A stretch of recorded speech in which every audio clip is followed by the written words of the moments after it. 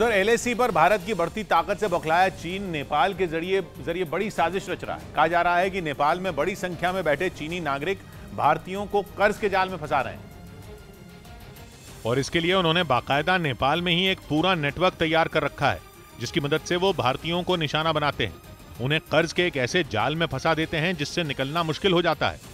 वहां चीनी लोगों का ये काला कारोबार इतनी तेजी से बढ़ रहा है कि नेपाल पुलिस के माथे पर भी पसीना आ गया है। चीन के इस जाल को तोड़ने के लिए पिछले महीने की 26 जुलाई को नेपाल पुलिस ने एक कॉल सेंटर पर छापा मारा।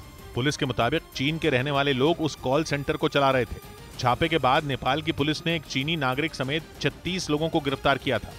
उनके पास से करीब 83,000 नेपाली रुपए बरामद किए गए।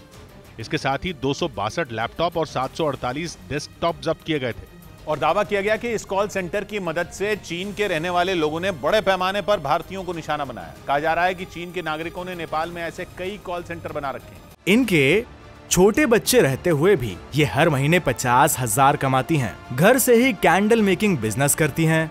आपको भी सीखना है और करना है, फिर क्यों देरी? फ्रीडम ऐप को अभी डाउनलोड करें, जिनका इस्तेमाल करके वो भारतीयों को ज्यादा ब्याज पर लोन देते हैं और इसके लिए वो लोन ऐप का इस्तेमाल करते हैं। कहा जाता है कि लोन ऐप के जरिए पहले भारतीयों को कर्ज दिया जाता है और फिर उसकी वसूली के लिए बुरी तरह डराया धमकाया जाता है। लेकिन भारत के खिलाफ इस पूरी साजिश में किसी तरह चीन का नाम ना आए, इसकी भी पूरी प्लानिंग रहती है। नेपाल पुलिस के मुताबिक वहां कॉल सेंटर चलाने वाले चीनी नागरिक किराए पर लिए गए मकान के मालिक को अलग से पैसे भी देते हैं ताकि वो अपना मुंह बंद रखे। यही नहीं, वो आसपास रहने वाले नेपाल के लोगों से दोस्ती भी गांठ लेते हैं जिससे उनके काले धंधे के बारे में कोई जान न सके।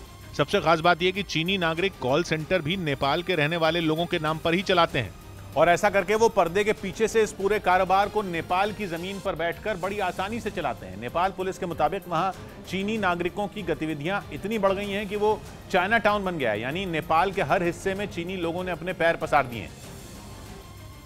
लेकिन नेपाल के जरिए चीन की ये कोई पहली साजिश नहीं है। वो वहां रेल नेटवर्क बिछाकर भी भारत को घेरने की तैयारी में जुटा है। इसके साथ ही वो नेपाल को कर्ज के जाल में फंसाकर भारत के पड़ोस में पैठ बनाना चाहता है। असल में चीन भारत और अमेरिका की अक्टूबर में होने वाली एक ड्रिल से भी बौखलाया हुआ है। युद्ध का यह अभ्यास उत्तराखंड के औली में होने वाला है। पहले दोनों देश चीन की सीमा से 300 किलोमीटर दूर सैन्य अभ्यास करते थे, लेकिन इस बार ये मिलिट्री ड्रिल उससे केवल 100 किलोमीटर दूर होगी। माना जा रहा है कि इसी वजह से परेशान चीन भारत के खिलाफ नई नई साजिशें रच रहा है।